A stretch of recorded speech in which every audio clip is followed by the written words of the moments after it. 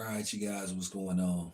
It's your boy Town. So, I thought I'd get a quick stream in, talk for about maybe 5 to 10 minutes.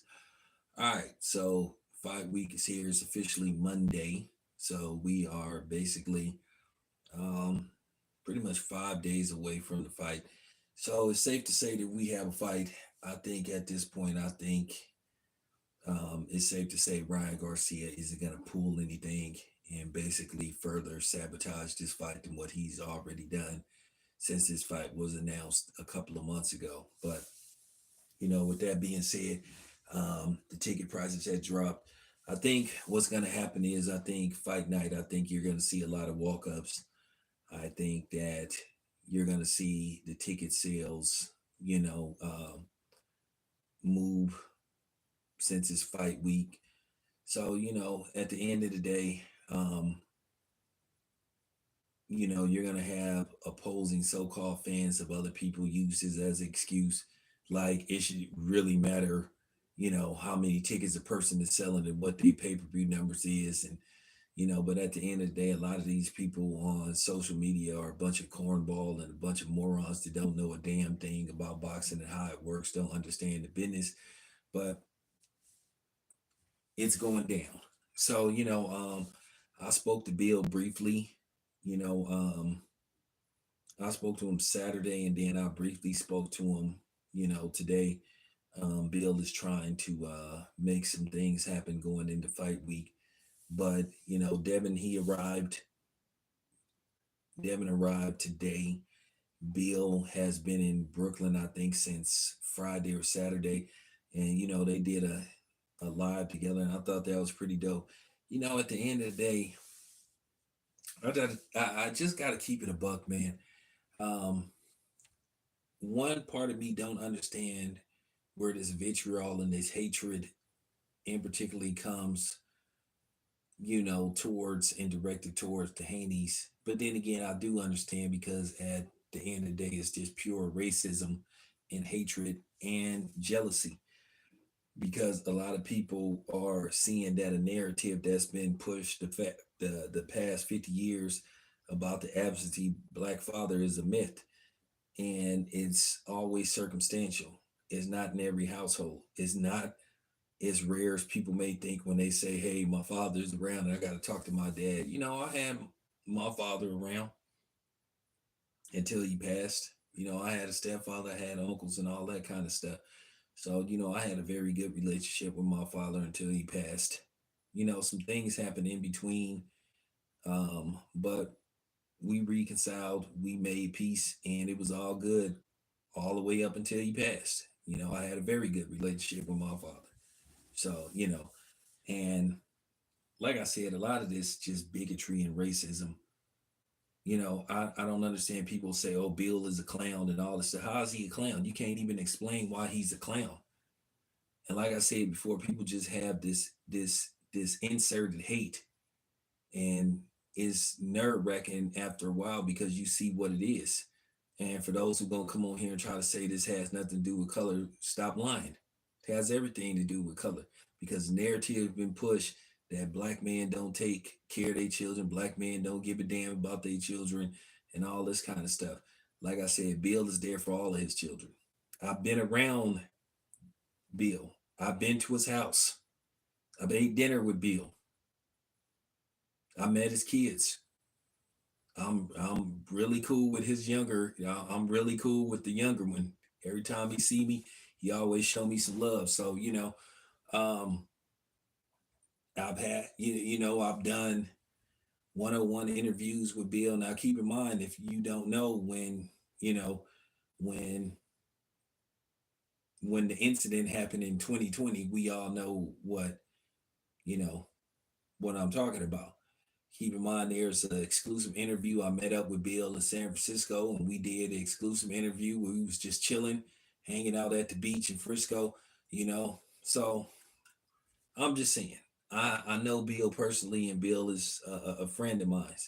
Like I said before, I don't understand why people have a problem with Bill to a certain degree, but I do. So here's the thing: if Bill was white, or if it was Devin's mother, that was doing what Bill was doing, nobody would have a problem with it. They would be commending her. They would be saying she's a stand-up person. They would love her. She would have, she would be considered a rock star. But because it's the father, and people have this notion that's been unfairly manipulated by the mainstream, lamestream white media, everybody seems to have this perception of black fathers. And I'm here to tell you it's not true. I'm in my son's life. Okay. My son has always had a father. My brother is in his son's life. My cousin is in his children's life. So, it's a myth. It's something that's overblown, but we all know how television is, and television is fixated on weakening the black man, making the black man look weak, making it look like our women are the heads of our households, which ain't true. It's a myth. It's a lie. And it just need to be said. We the only ones in our community where our women talk about they don't need us and want us to be around, which I think is psychotic. I think that is not normal, but it needed to get said. It needed to get said, but like I'm just excited about, this fight. At the end of the day, hopefully Devin takes care of business. Like I said, I believe that Devin in all likelihood is gonna win this fight, but anything could happen in this boxing. But I think Devin is gonna take care of business. They are not looking past Ryan Garcia. You know. Now after everything is said and done, I'm gonna let Bill and Devin relax, and then at the end of the day, Bill gonna call me as usual. We gonna have one of our little quick 10 to 15 minute, meetings on what's gonna be the next step for Devin. And I'm gonna give Bill my opinion. Bill gonna have his opinion, and then Bill gonna talk to Devin, and then somewhere in between we'll see what's next. No, I'm not on the payroll, but me and Bill just talk like real, like real men do. So, like I said before, you guys, if you plan on purchasing a ticket, at the end of the day, just wait till the day of the fight. You know, or you can make a move now, but I think it's gonna be a great fight. I think it's gonna be an exciting fight. I hear people saying this stuff about Devin don't have no power. He can't punch his way out of paper bag. But I bet you if Devin hit one of y'all, he had put you on your ass. I bet you he hit hard enough where, if you wake up or when you recover, you're gonna be trying to sue. Like I said, it's easy for somebody to talk crazy over the internet that ain't never been in a fist fight in their life. So, you know, I get it. I get it. I really do. You know. So, like I said, it's fight week. If you gonna be in attendance, you gonna have a good time. Um, will I be there? Well, we'll see. We'll see. We'll see. I'm working on some things, but we'll see. If not, Miggs, he'll take care of business. He'll do what he's supposed to do. He'll do what he always do. He'll take care of business. So, I got some personal stuff going on back here that, may not able me to be in attendance, but we'll see what's up. But like I said before, I will be watching the fight one way or another, if it's from a bar or whether I watch it from the comfort of my home or my whatever. I will be watching the fight. It's gonna be dope. Like I said before, I'm looking forward to it. I'm not worried about how many pay-per-views it's gonna sell because I think we then got too caught up in that. But that's what a lot of remedial fans and people that have one particular guy that they, rally behind, like, the Errol Spence Fund boys who are always bringing that up. And now you have it with the Tank fans. So, they sitting up here talking about, oh, Devin can't do this, he can't do this. Well, here's the thing: Tank needs David Benavidez on his next fight card to get people to be interested in buying this fight because nobody knows who Frank Martin is, you know. But I think it'll be a solid fight. But the thing is, they haven't even officially announced this fight. Now, shout out to the homie 7878. Think that they gonna try to do some fake stuff where they gonna try to officially announce the fight on the day of Devin Haney um versus Ryan Garcia may announce the fight night, which they're gonna be trying to take some shine away from Devin, but it really ain't gonna matter because at the end of the day, no matter how you put it, Tank is still fighting Frank Martin. I can promise you that fight ain't gonna sell 1 million pay-per-views. I can guarantee you that. Funny thing is, we still waiting for the numbers for you know, Tszyu and Fundor. We still waiting for those numbers, and those numbers haven't been released. But Leonard Ellaby always keeping track of what somebody else is selling. And I know if somebody asks him, he gonna be like, "Well, we don't have to make we don't have to we don't have to tell you, but I can assure you that the numbers was good." You be like, "Okay, Leonard, what were the number?" Oh man, like I said, man, we don't have to discuss the numbers at this time because it don't matter.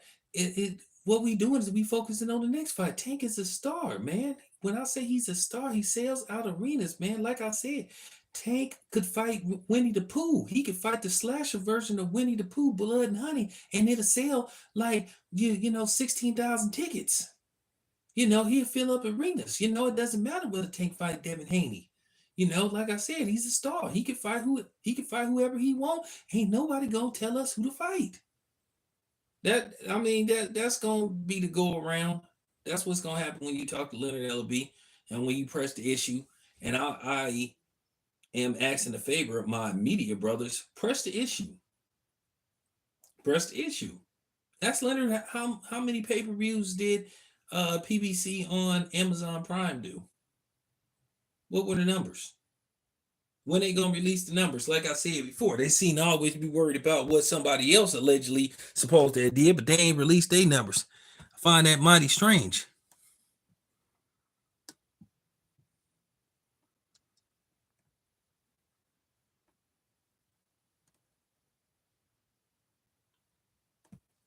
So, no, I'm just saying that's just how Leonard Ellaby be talking, man. Man, them DC niggas, man.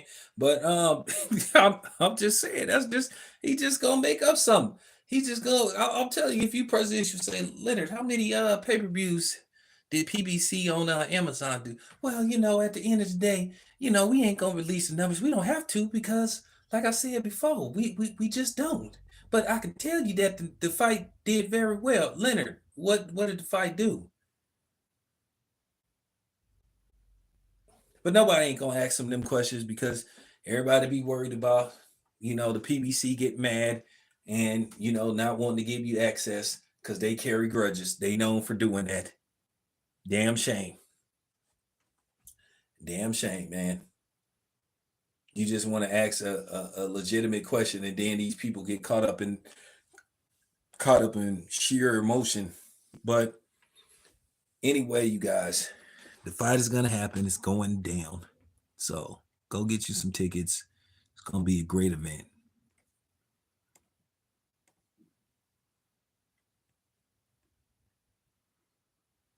I wouldn't be surprised. I wouldn't be surprised. I would not be surprised. It probably did terrible numbers. You got to think that fight, and like I said before, Tank versus Frank Martin ain't gonna do no good pay-per-view numbers. That fight ain't gonna do no more than probably 200, maybe less than that, and that's gonna be because of David Benavidez. So there you have it. But anyway, you guys, appreciate you. Got to get out of here. I'm out.